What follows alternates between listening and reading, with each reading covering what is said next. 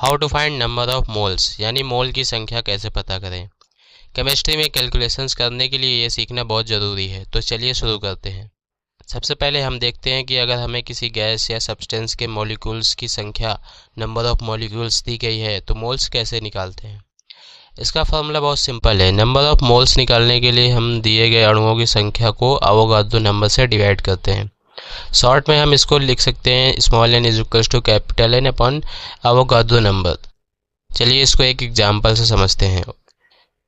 अगर आपके पास किसी गैस के 12.044 मल्टीप्लाई 10⁻23 मॉलिक्यूल्स हैं तो गैस के मोल्स की संख्या क्या होगी। यहाँ हमारे पास कैपिटल एन की वैल्यू है 12.044 मल्टीप्लाई बाई 10⁻23 और अवोगाद्रो नंबर की फिक्स्ड वैल्यू होती है जो है 6.022 मल्टीप्लाई 10⁻23। अब हम फार्मूला में वैल्यूज़ रखेंगे। Small n is equals to 12.04 multiply by 10⁻23 divided by 6.022 multiply 10⁻23।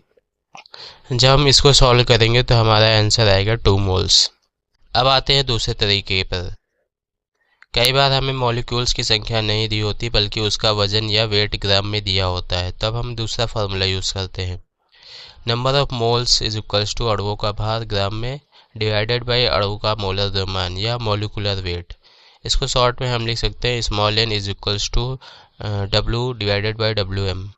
इसको भी हम एक एग्जांपल से क्लियर करते हैं। मान लीजिए हमारे पास 36 ग्राम वाटर है तो उसमें मोलों की संख्या बतानी है। यहाँ वाटर का वेट स्मॉल डब्ल्यू हमें दिया है 36 ग्राम। सबसे पहले हमें वाटर का मॉलिक्यूलर वेट निकालना होगा। हाइड्रोजन के मॉलिक्यूलर वेट 1 होता है और इसमें 2 मॉलिक्यूल्स है तो इसका हाइड्रोजन का मॉलिक्यूलर वेट हो जाएगा 2 और ऑक्सीजन का वेट होता है 16, तो टोटल मॉलिक्यूलर वेट हो जाएगा 18। अब हम फार्मूला लगाएंगे small n is equals to W upon W M, यानी हम 36 को 18 से डिवाइड करेंगे तो फाइनल आंसर आएगा 2 मोल्स। तो इन दो बेसिक फार्मूलाज की मदद से आप किसी भी कंडीशन में नंबर ऑफ मोल्स आसानी से कैलकुलेट कर सकते हैं। Thank you.